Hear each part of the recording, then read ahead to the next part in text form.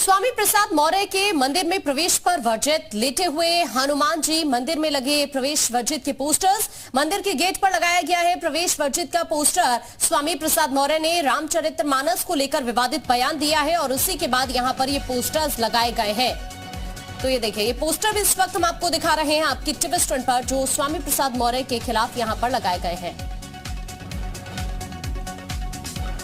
अजीत हमारे सहयोगी हमारे साथ लाइव जुड़ चुके हैं ज्यादा बातचीत करने के लिए। अजीत, अब ये मामला और भी ज्यादा बढ़ता हुआ दिखाई दे रहा है और अब एफआईआर दर्ज हो गई है। केशव मौर्य प्रेस कॉन्फ्रेंस कर रहे हैं, लगता है ये मामला जल्दी शांत होगा।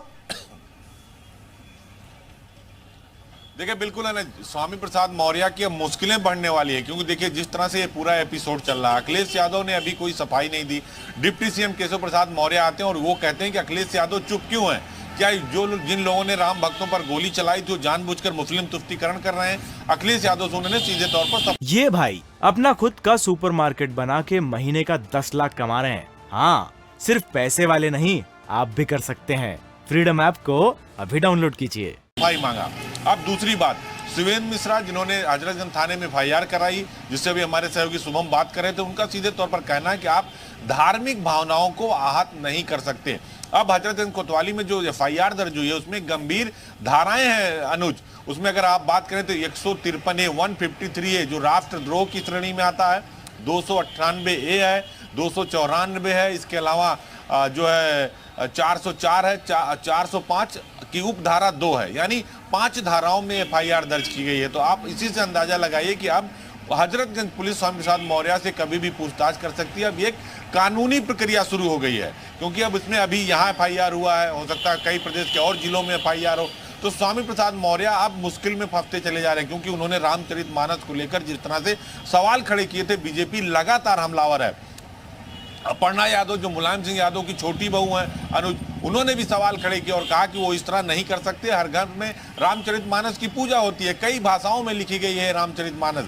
तो अब स्वामी प्रसाद मौर्य हालांकि अपने ऐसे बहुत सारे बयान जब वो बसपा सरकार में हुआ करते थे तो तिलक तराजू, तलवार, ब्रह्मा विष्णु महेश, कई सारे विवादित बयान देते रहे हैं। तो स्वामी प्रसाद मौर्य इस बार जो है कहीं न कहीं घेरेबंदी के दायरे में आ गए हैं। और अब सवाल, चूंकि आज शिवपाल सिंह यादव ने यह जरूर कह दिया कि ये स्वामी प्रसाद मौर्य का व्यक्तिगत बयान है, समाजवादी पार्टी का बयान नहीं है और हम राम और कृष्ण के आदर्शों पर चलने वाले लोग हैं। लेकिन इससे स्वामी प्रसाद मौर्य बचते नजर नहीं आ रहे हैं, क्योंकि अब उनकी कानूनी घेराबंदी शुरू हो गई, जिसकी शुरुआत हजरतगंज थाने में आज जो दर्ज एफआईआर। बिल्कुल अजीत, पूरी तस्वीर अगर हम समझें 153 तो ये क्या लगता है कि ये बयान देने के पीछे का मकसद क्या है?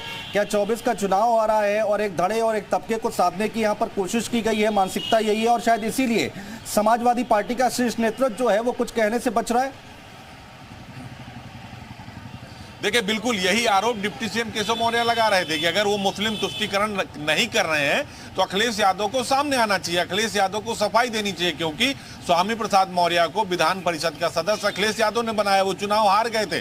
तो उन्होंने मुस्लिम तुष्टीकरण का आरोप भी लगाया डिप्टी सीएम ने, और यही बात उन्होंने कही है कि ये मुस्लिम तुष्टीकरण नहीं है तो अखिलेश यादव को आकर जवाब देना चाहिए और उनको चुप नहीं रहना चाहिए।